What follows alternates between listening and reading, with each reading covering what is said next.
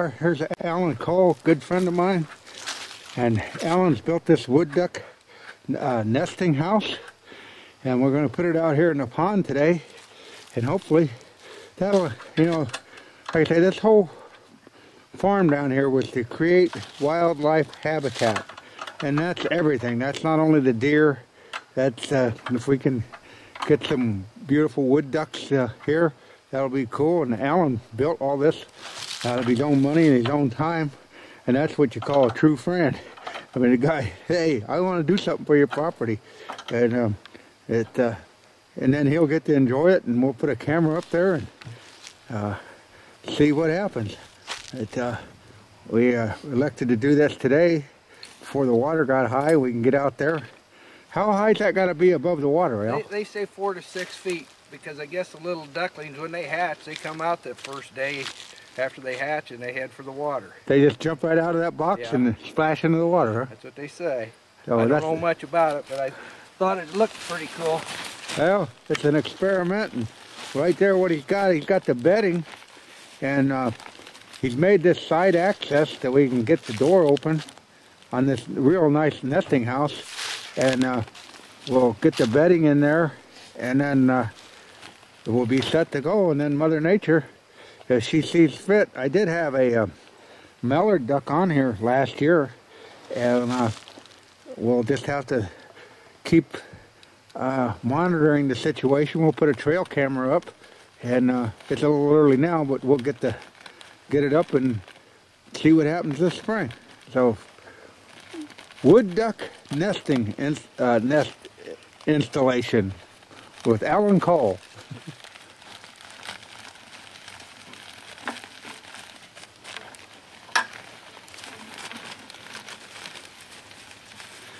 If you people don't have a friend of this quality, I pity you. This man will do things like a normal, or like a friend should. He gives until it hurts, like Mother Teresa says, without even being asked to. I mean, that's a true friend. So I hope you people have some kind of a friend in your life as good as this kid has been in my life. I've known him since he was like 10 years old. I ain't gonna tell you how old he is now, but it's been many moons. Been an experience. Yeah, yeah. Oh, well, we'll get that done. Anyhow, you notice that he's got it dated, and we'll see if we can get it put up there. Take two of us to get it up. We elected to put it together on the shore because it might have been hard trying to stand in the water. As far as I know, there's only one guy that's supposed to have been able to walk on water, and that sure in hell ain't me. Build this box, they had that hardware cloth in the front of that so the little ducklings could climb out after they hatch, and they sound like they hatch and they're out of the box right away to start eating. So the pole will have a lean to it. Just a little bit of lean to it to help them kind of climb up out of the box. And then they'll just fall out. They'll fall out, and then Mom would take care of them and start feeding them. And that keeps, like the coyotes or something can't prey on them because the coyote ain't going to swim out there in the water. Right. So, yeah, unless, like you say, they start getting problems with the raccoons or so climbing up, a lot of times they'll put a shield around them to keep them out of the box, too. So. Well, they're going to be pretty hard to climb up that steel post. Yeah, so we'll see how it works. And okay. Try her. We'll see if we'll get it put up right. Yeah, well, we can try her again. Like we've already driven this pole, as you can see. We drove that down in the ground. Now what we're going to attempt to do, is to slide that post over that. So we'll see if we can get that done.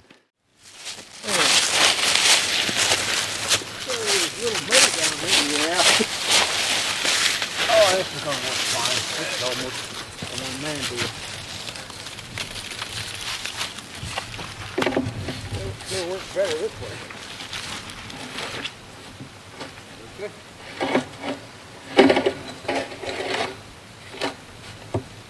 There we go. Well, we'll just see if that'll work. Yep. That was pretty simple. But make sure you put the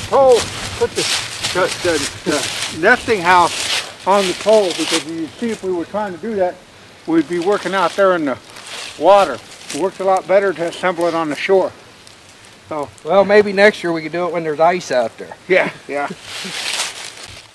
Like I said, we're just trying this year and seeing what Dottie and Debbie get down here for ducks and that. So hopefully we got her set up that everything should work for them. All right. Well, thanks a lot, Al. Sure.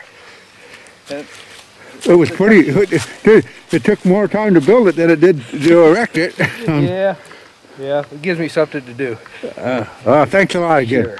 True friend. Put there. Well, here comes Al. He's bringing his bluebird nest that he brought along, his house, bluebird house. He hand built this one also. And what's your recommendations on this, Al? Well, they say they're supposed to be out in the open. The bluebirds like the open area to make sure there's no predators or anything, they say, around them. Okay. And, so we'll go ahead and Donnie thinks this tree here out in this open where they keep it mowed and that should be a good spot for them. All right.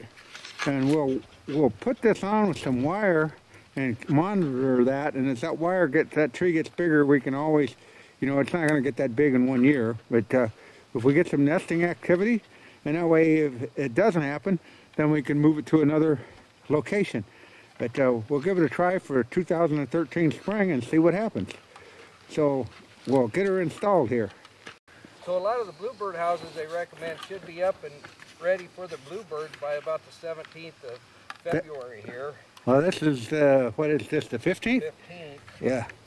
So we're none too soon and none too late. And with these weather patterns that we've been enduring here in the last couple of years, we got a snowstorm supposed to be coming next Thursday.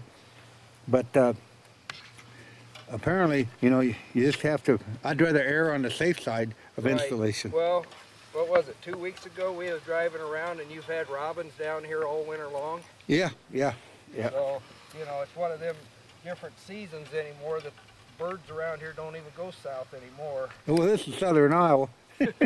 So as far south as they're going, I guess. Yeah, the tropics. All right, we'll get her put up on the tree here. Yeah, you want to hold this up there and I'll get her wired up. Okay. That bottom's pretty good there. Yeah, that's tight. Pretty simple installation. And it's something for you guys that have young kids to get them involved in nature. Like I said, this farm is not about deer solely.